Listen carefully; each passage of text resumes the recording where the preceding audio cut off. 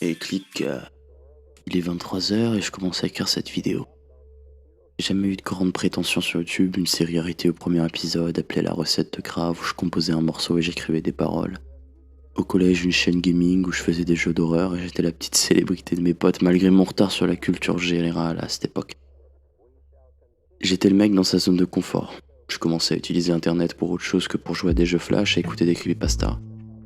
J'écoutais ce qu'il y avait à la radio, Black M, Magic System, j'aimais bien les musiques qu'on mettait aux soirées de famille, Partenaires particuliers, Enola Gay. J'étais un petit avec des goûts reçus et j'étais jamais vraiment sorti de ma bulle. Je crois que c'était en troisième, ma mère voulait me faire écouter les musiques de sa jeunesse. Merci maman pour ça. J'avais pourtant grandi dans les années 2000, mais j'avais jamais vraiment été initié à ce genre de musique. J'étais plus comme une éponge qui absorbait tout plutôt qu'un filtre. Et là, je me rappelle des sapins, de la route mouillée et de l'odeur de la pluie du matin même. Et puis des notes qui collent parfaitement à cette ambiance ont commencé à se jouer.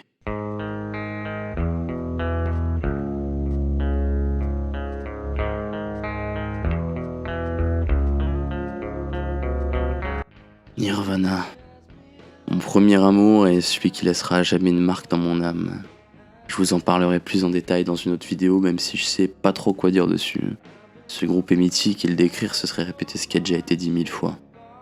Mais je me devais de vous raconter cette étape car ça a été ça, le déclic. À ce moment-là, je me suis dit, fini Watibé et Black M, maintenant je sais ce que j'aime et j'écouterai ça à l'avenir.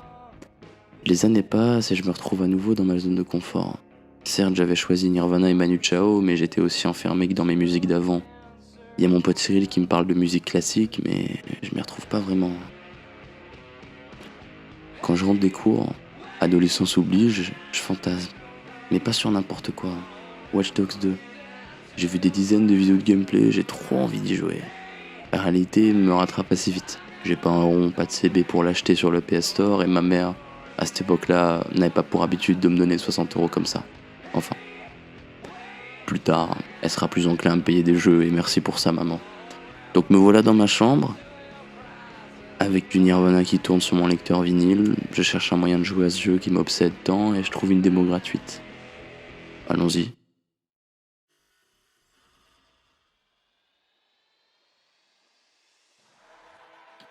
Tout juste incroyable cette ambiance. La musique me rappelle celle de Sonic Riders sur PS2. Mon meilleur souvenir d'enfance. Le menu est beau, frais. J'ai fait un stage de 3ème en tant qu'infographiste et j'avais envie de pouvoir faire la même. Spoiler, j'ai réussi mais ça n'avait aucun intérêt. Bref, je lance, je passe l'introduction et je joue un peu. Et là, j'entends une musique. Non, pas celle du menu. Celle du menu, je l'avais déjà passée depuis un moment. Mais une musique dans le jeu. Il y avait des radios et ça me rappelle les lumières des lampadaires, les gouttes de pluie sur la vitre, la bise nocturne.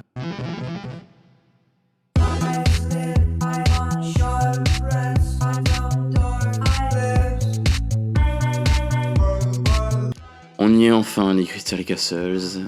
J'ai un peu trop raconté ma vie sur celle-là, mais c'est ma première vidéo, soyez indulgents. Donc les Crystal Castles, Ethan Cass, c'était un batteur pour un groupe punk metal, Kill Cheerleader. Et Alice Glass, chanteuse pour une formation punk hardcore, Fœtus Fatal. Ah ouais, ça annonce la couleur des deux osios. Ils se rencontrent à Toronto, alors qu'ils effectuent du travail bénévole dans le cadre d'une lecture pour personnes aveugles, plutôt sympa, alors âgés respectivement de 25 et 15 ans, ouais. On verra par la suite qu'effectivement ça s'annonçait bizarre.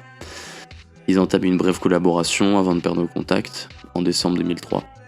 Kat propose à Glass 25 morceaux, parmi lesquels 5 sont retenus et pour lesquels elle écrit des paroles.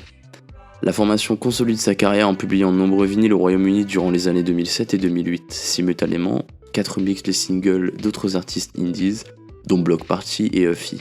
Bloc Party, petite dédicace, j'aime beaucoup ce groupe. Entre-temps, Crystal Castle se voit signer chez un label montréalais, Last Gang Records, en vue de la publication de leur premier album, éponyme. Alors, l'album s'appelle pas éponyme, ça veut juste dire que l'album s'appelle comme le groupe. Donc, l'album s'appelle Crystal Castles.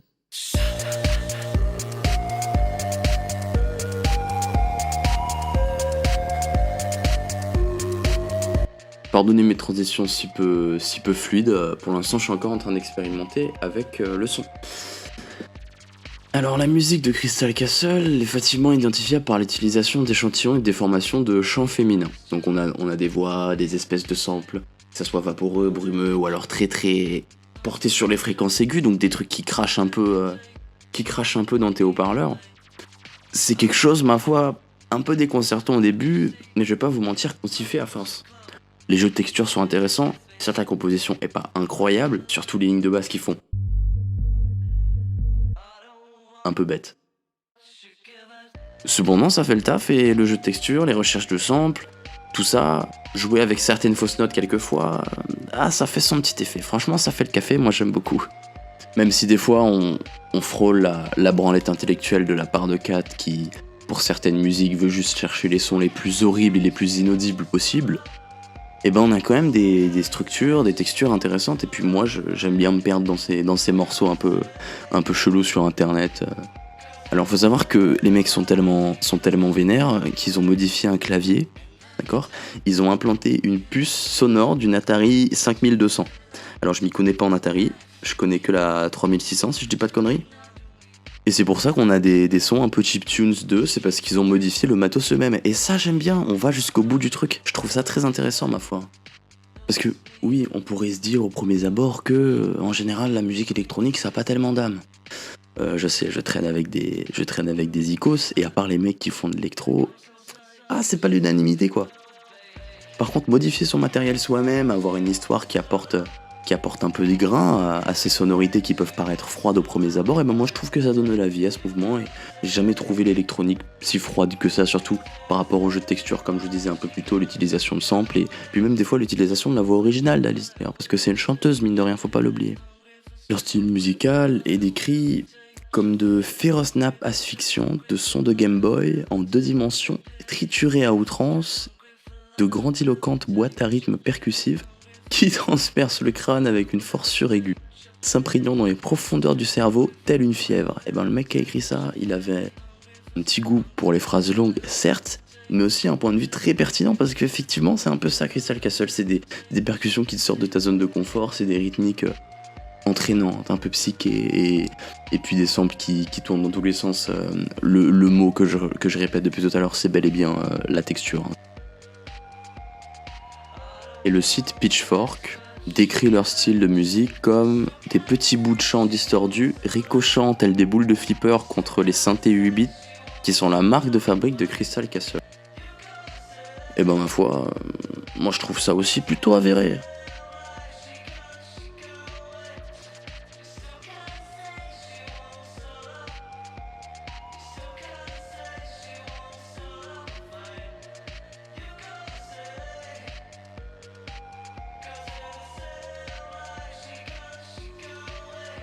Les amis, c'est la fin de cette première vidéo sur les Crystal Castles. Effectivement, j'ai quand même beaucoup raconté ma vie, mais je voulais planter un décor, essayer de jouer avec le sound design pour cette première vidéo. Vous me direz ce que vous en pensez. Je pense que la plupart des gens en auront jusque-là de mes histoires. Bon, c'est un test, c'est pour voir comment ça fonctionne. Alors là, je vous ai introduit à l'univers des Crystal Castles. Je vous ai expliqué pourquoi moi je les appréciais. Et dans la prochaine vidéo, on va tout simplement faire la discographie en commençant par le premier album. Je vais peut-être faire une écoute où j'écoute leurs sons et en même temps je dis ce que j'en pense, je notifie des trucs. Je sais pas, j'ai réfléchi encore un peu, donc dites-moi si vous avez apprécié cette vidéo. Commentez, n'hésitez pas. Vous avez vu que j'ai utilisé des extraits de musique originaux, donc là je n'ai absolument aucun copyright et je sais que cette vidéo ne fera aucun revenu de toute façon. Je ne fais pas ça pour ça. Je m'en fous, comme je vous ai dit, je ferai sûrement 40 vues, et en plus de ça, j'ai les copyrights qui vont me tomber sur la gueule si je fais de l'argent, donc en vrai, je m'en branle un peu, et j'ai pas envie de me prendre la tête. Donc si jamais vous avez envie de me soutenir, vous pouvez partager, ça me ferait plaisir. Sinon vous pouvez liker aussi, en vrai je sais même plus si ça c'est encore à quelque chose en Big 2023 là, Big 2023 là. Vous pouvez commenter, me donner des critiques constructives, ça je suis totalement preneur, hein. Merci beaucoup. T'en dire un podcast avec des images, mais qu'est-ce que je fais, c'est pas une vidéo ça.